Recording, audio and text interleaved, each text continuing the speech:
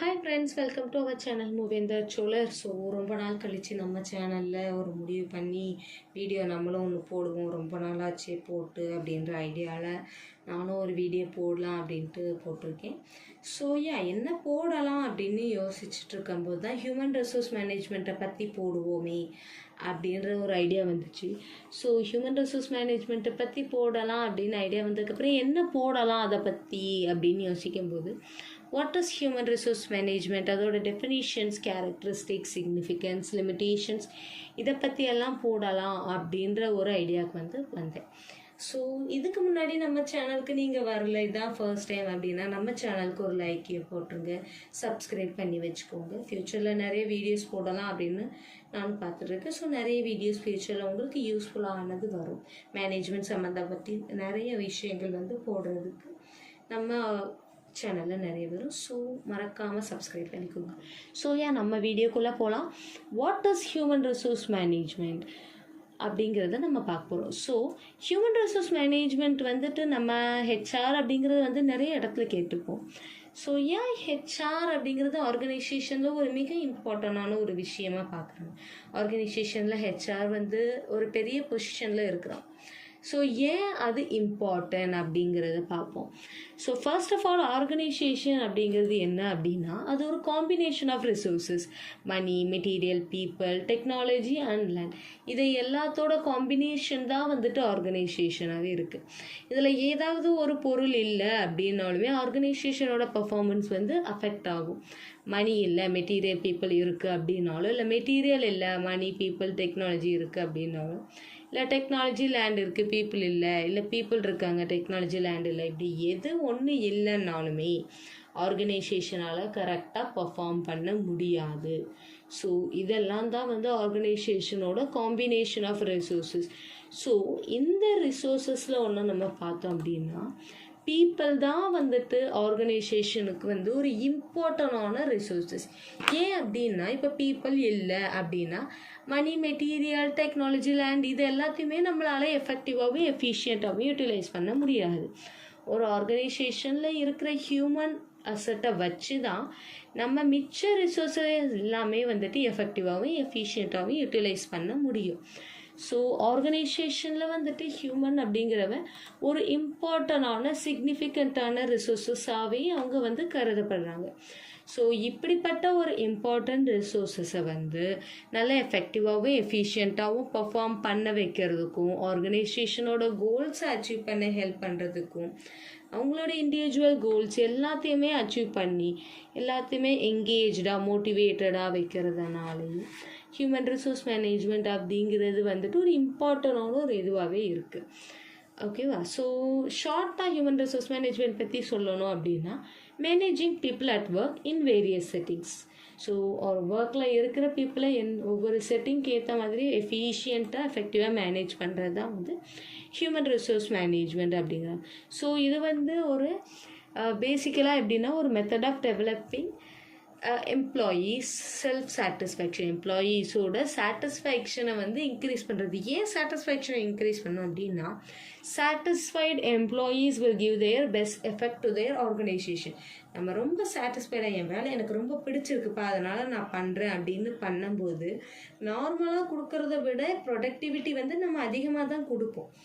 So இவங்களை எப்பயுமே சாட்டிஸ்ஃபைடாக வச்சுக்கிறதுலையும் அவங்களோட தேவைகள் என்ன அப்படிங்கிற பார்த்து அதை பூர்த்தி பண்ணுறதுலையும், அவங்களுக்கு ஏதாவது ப்ராப்ளம்ஸ், கிரிவன்சஸ் இருந்தால் அதை சரி பண்ணுறதுக்காகவும் எஃபிஷியண்ட்டாக பண்ணிக்கிட்டே இருப்பாங்க.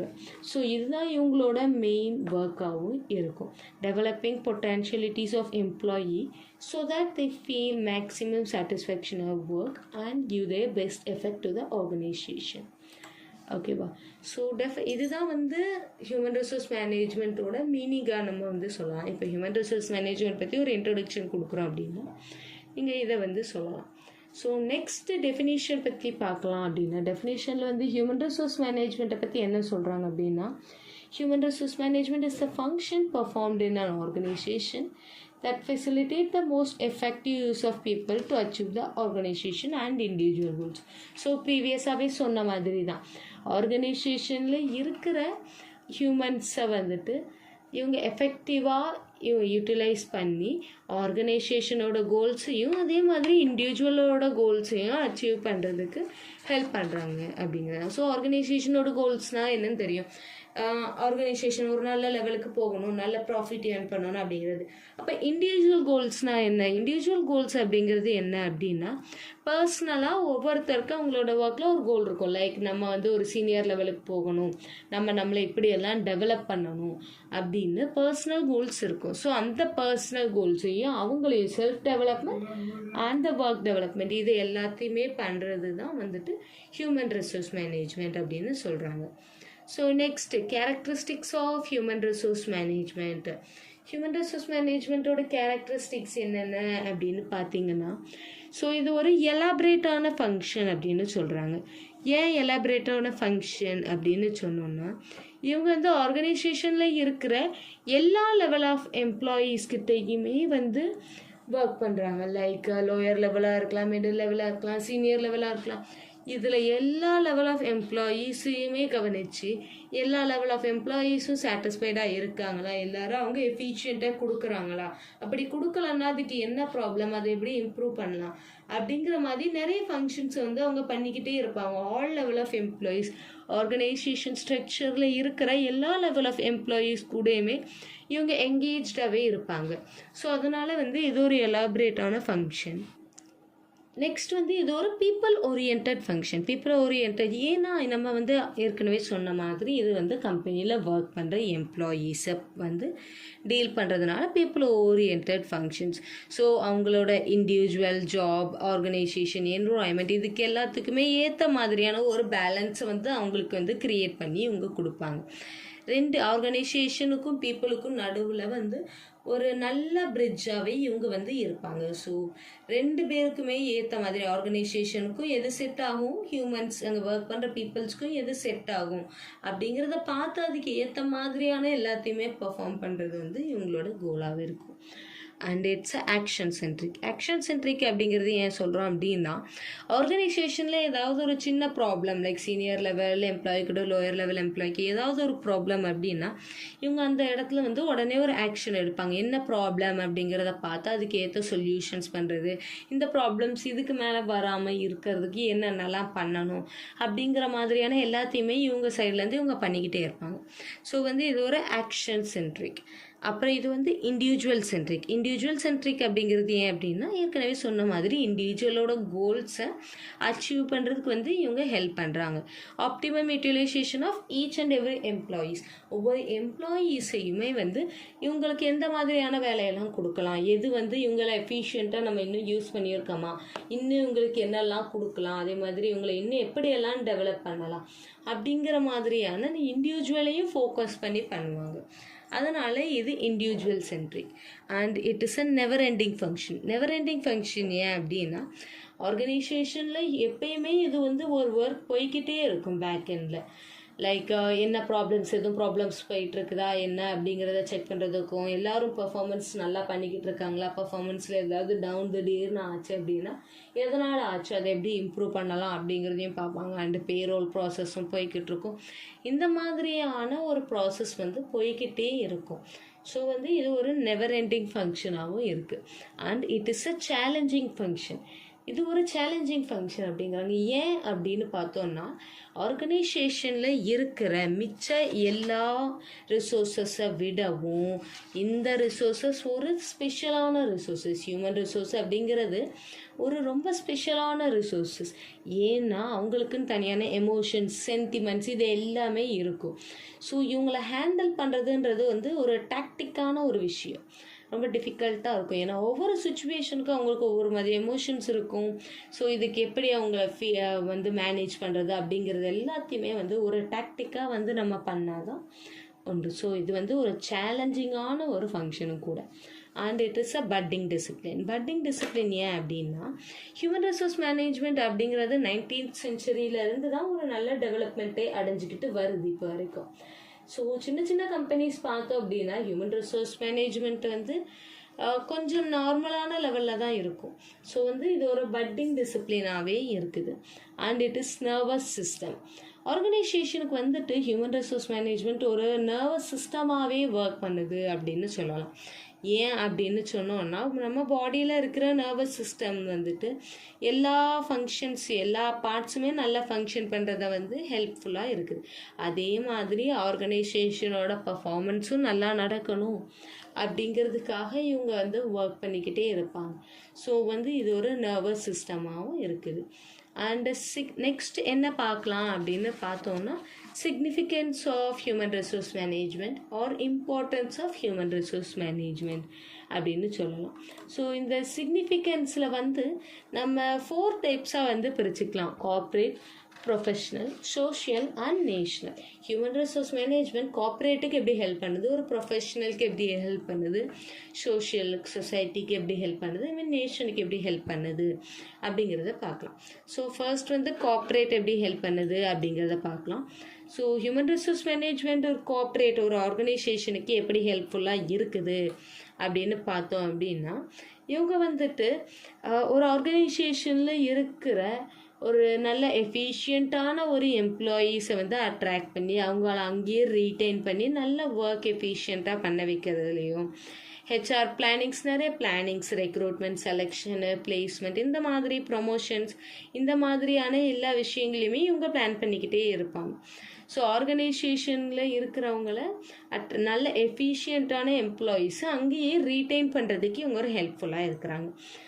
அதே மாதிரி வந்துட்டு இவங்க வந்து அப்ரைசல் வந்து பீரியாடிக்கலாக பண்ணிக்கிட்டே இருப்பாங்க. லைக் ஒரு மந்த் எண்டில் வந்து அப்ரைசல்ஸ் நடக்கும். லைக் நீங்கள் நல்லா பண்ணியிருக்கீங்க அப்படின்ற ஒரு அப்ரிஷியேஷனோ, இல்லைனா ஏதாவது ஒரு பெர்ஃபார்மன்ஸ் சேலரியில் ஏதோ இந்த மந்த் நீங்கள் பண்ண பெர்ஃபார்மன்ஸ்க்கு இது உங்களுக்கு அப்ரிஷியேஷன் அப்படின்னு கொடுக்குறது, அந்த மாதிரியான ஒரு அப்ரைசல்ஸ் வந்து போய்கிட்டே இருக்கும்.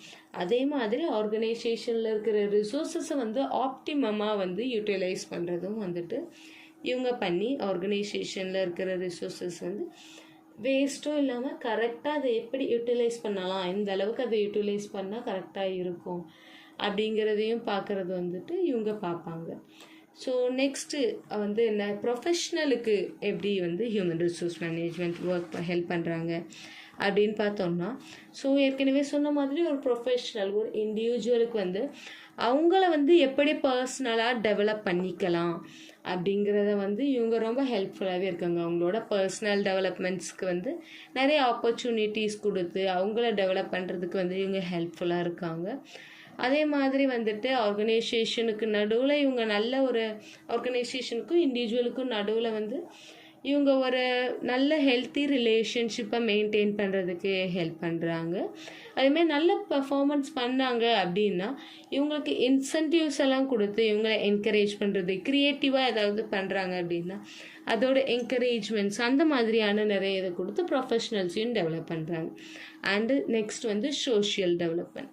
சோஷியலுக்கு வந்து சொசைட்டிக்கு ஹியூமன் ரிசோர்ஸ் மேனேஜ்மெண்ட் எப்படி இம்பார்ட்டன்ட் அப்படின்னு பார்த்தோம்னா, இவங்க வந்து சூட்டபிளான எம்ப்ளாயீஸ்க்கு வந்துட்டு கரெக்டான வேலையை வந்து கொடுக்கறதுல நல்ல ஹெல்ப் பண்ணுறாங்க. ஸோ ஒர்க்கை வந்து சொசைட்டியில் இருக்கிற நம்ம ஸ்டூடெண்ட்ஸ்க்காக இருக்கட்டும், சொசைட்டியில் இருக்கிற பீப்புளுக்கு வந்து ஒர்க் கொடுத்து ஹெல்ப் பண்ணுறாங்க. அதே மாதிரி சொசைட்டி நம்மளுக்கு கொடுக்குற ரிசோர்ஸஸை வேஸ்ட் இல்லாமல் இவங்க வந்துட்டு எஃபெக்டிவாக யூஸ் பண்ணுறாங்க. லைக் ஐடல் டைமிங்கும் இல்லாமல், ஓவர் யூட்டிலைசேஷனும் இல்லாமல், அண்டர் யூட்டிலைசேஷனும் இல்லாமல் எஃபிஷியண்ட்டாக வந்துட்டு அவங்க கொடுக்குற ரிசோர்ஸஸை வந்து நம்ம யூஸ் பண்ணுறதுக்கு ஹெல்ப்ஃபுல்லாக இருக்காங்க. அதே மாதிரி எம்ப்ளாயீஸை நல்லா ப்ரொடக்டிவாக வச்சுக்கிறதுக்கும் ஹெல்ப் பண்ணுறாங்க அப்படிங்கிறாங்க. நெக்ஸ்ட் வந்து நேஷ்னல் சிக்னிஃபிகன்ஸ். நேஷ்னலுக்கு வந்து இவங்க எப்படி இம்பார்ட்டன்ட் அப்படின்னு பார்த்தோம் அப்படின்னா, இவங்க வந்து நம்ம நேஷனில் இருக்கிற பீப்புள்ஸை வந்துட்டு டெவலப் பண்ணுறதுக்கும், அவங்களோட ஸ்கில்ஸை டெவலப் பண்ணுறதுக்கு, அவங்களோட கேப்பபிலிட்டிஸை டெவலப் பண்ணுறதுக்கு ஒரு ஹெல்ப்ஃபுல்லாக இருக்கிறாங்க.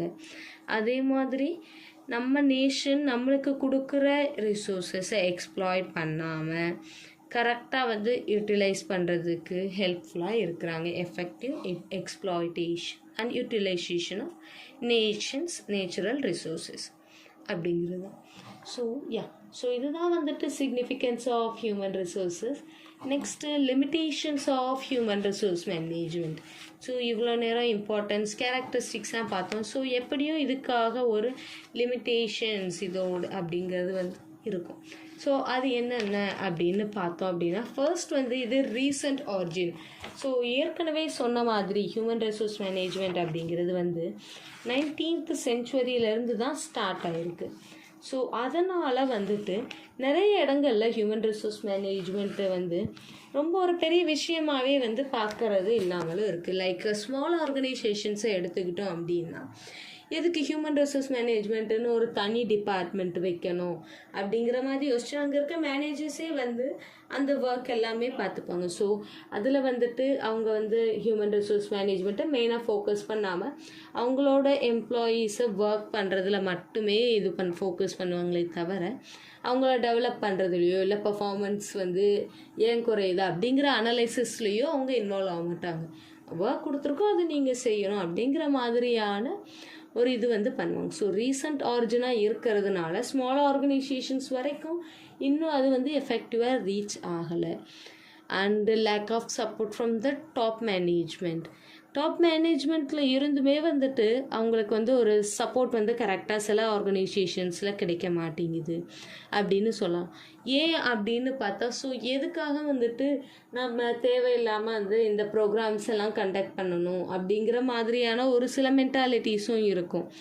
ஸோ அதெல்லாமே வந்துட்டு இவங்களுக்கு ஒரு சப்போர்ட் கிடைக்காம தான் இருக்கும். அதே மாதிரி சில ஆர்கனைசேஷன்ஸில் வந்துட்டு வந்து ஹியூமன் அசட்ஸை வந்து டெவலப் பண்ணுறதுக்கும் அவங்கள வந்து நல்லா டெவலப் பண்ணி ஹெல்ப் பண்ணுறதுக்கும் வந்துட்டு சிலர் வந்து சப்போர்ட் பண்ண மாட்டாங்க. ஸோ அதுவுமே வந்து இவங்களுக்கு வந்து லேக் ஆஃப் சப்போர்ட்டாக தான் இருக்குது. அண்ட் ப்ராப்பர் இம்ப்ளிமெண்டேஷன் அப்படிங்கிறது வந்து என்ன அப்படின்னா, ஸோ ஆர்கனைசேஷனில் வந்து நம்ம பிளான் பண்ணுற ட்ரைனிங் பீரியட்ஸாக ட்ரைனிங் மாடல்ஸாக இருக்கலாம், ப்ரோக்ராம்ஸ், இதை எல்லாத்தையுமே வந்து ப்ராப்பராக அவங்களால இம்ப்ளிமெண்ட் பண்ண முடியாமலும் சில நேரங்களில் போகலாம். அதே மாதிரி அவங்க வந்து ஒரு ப்ராப்பரான அனாலிசிஸ் பண்ணி இதில் என்ன ப்ராப்ளம், இந்த ஒர்க் வந்து எதனால் இப்போ வந்து ரொம்ப கம்மியாக நடக்குது அப்படிங்கிற ஒரு ப்ராப்பர் அனாலிசிஸ் இல்லாமல் அவங்க பண்ணாங்க அப்படின்னாலும் இம்ப்ளிமெண்டேஷனில் ப்ராப்ளம் வரும். ஸோ நம்ம ஒரு விஷயத்தை வந்து இம்ப்ளிமெண்ட் பண்ணணும் அப்படின்னு நினைக்கும்போது இவங்க சரியான ஒரு அனாலிசிஸ் பண்ணி அதுக்கான ஒரு பிளான் பண்ணி மாடல்ஸ் க்ரியேட் பண்ணி அதுக்கேற்ற மாதிரி வந்து ஒரு இம்ப்ளிமெண்டேஷன் பண்ணணும். அப்படிங்கிறது ப்ராப்பர் இம்ப்ளிமெண்டேஷன்லேயும் அவங்க வந்து ஃபோக்கஸ் கரெக்டாக பண்ணால் தான் அது போய் ரீச் ஆகும். இல்லைன்னா இவ்வளோ நேரம் அவங்க பண்ண பிளான்ஸ் எல்லாமே வேஸ்ட்டாக போயிடும். ஸோ ப்ராப்பர் இம்ப்ளிமெண்டேஷனும் ஒரு சில நேரங்களில் நடக்காமல் போயிடுது. அண்ட் ப்ரிப்பரேஷன் அப்படிங்கிறது என்ன அப்படின்னா, so career plannings, on the job training, development programme, counsellings, இந்த மாதிரியான நிறைய விஷயங்களை வந்து இவங்க கரெக்டாக ப்ரிப்பேர் பண்ணி பண்ணால் தான் அது எஃபிஷியண்ட்டாக போய் ரீச் ஆகும். இல்லை அப்படின்னா கரெக்டாக போய் அந்த லேர்னிங் மாடியூல்ஸ் எல்லாம் வந்து எம்ப்ளாயீஸை ரீச் ஆகாது, அவங்க பண்ணது வேஸ்ட்டாகவும் போயிடும். ஸோ அந்த ப்ரிப்பரேஷனும் வந்து கரெக்டாக இருக்கும். அந்த ஃபைனல் வந்து இன்அடிக்குவேட் இன்அடிக்குவேட் பேஸ் அப்படிங்கிறது எதை சொல்லுது அப்படின்னா, ஒரு ஹியூமன் ரிசோர்ஸ் மேனேஜ்மெண்ட்டுக்கு எது ரொம்ப இம்பார்ட்டன்ட் அப்படின்னு பார்த்தோம்னா டேட்டா பேஸ் தான். ஸோ ஒவ்வொரு டேட்டா பேஸையும் பேஸ் பண்ணி தான் அவங்களோட டெசிஷன்ஸ் இருக்கும். லைக் ப்ரீவியஸ்லி வந்துட்டு எம்ப்ளாயீஸ் வந்து பர்ஃபார்மன்ஸ் எப்படி இருக்குது, திடீர்னு ஏன் குறைஞ்சிருக்குது, ஸோ அதெல்லாமே வந்து அவங்க டேட்டா பேஸை பார்த்து தான் முடிவு பண்ணுவாங்க. ஸோ இஃப் அந்த டேட்டா பேஸ் அவங்களுக்கு கரெக்டாக கிடைக்கல அப்படின்னாலும், அது வந்து அப்டேட்டட் ஆகாமல் இருந்தது அப்படின்னாலும் வந்துட்டு அவங்களால ப்ராப்பராக ஒர்க் பண்ண முடியாது. ஸோ டேட்டா பேஸ் அப்படிங்கிறது ஹியூமன் ரிசோர்ஸ் மேனேஜ்மெண்ட்டுக்கு ஒரு இம்பார்ட்டண்டான திங்காகவே இருக்குது.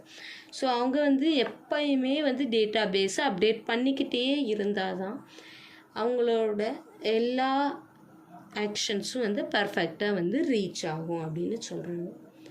ஓகே ஃப்ரெண்ட்ஸ், ஸோ நம்ம இன்றைக்கி வீடியோவில் ஹியூமன் ரிசோர்ஸ் மேனேஜ்மெண்ட்னா என்ன, எதுக்கு வந்து அது ரொம்ப இம்பார்ட்டண்ட் அப்படின்றதெல்லாம் பார்த்தோம். அண்ட் அதோட சிக்னிஃபிகன்ஸ் என்ன, கேரக்டரிஸ்டிக்ஸ், லிமிட்டேஷன்ஸ் என்ன அப்படிங்கிறது எல்லாமே பார்த்தோம். இந்த வீடியோ உங்களுக்கு பிடிச்சிருந்துச்சு அப்படின்னா லைக் பண்ணுங்கள், ஷேர் பண்ணுங்கள் அண்ட் சப்ஸ்கிரைப் பண்ணுங்கள். அண்டு மறக்காமல் நம்ம சேனலை வந்து சப்ஸ்கிரைப் பண்ணிக்கோங்க. ஸோ இந்த மாதிரி நிறைய வீடியோஸ் வந்து ஃப்யூச்சரில் வரும், அதெல்லாமே நீங்கள் மிஸ் பண்ணாமல் பாருங்கள். Okay friends, thank you.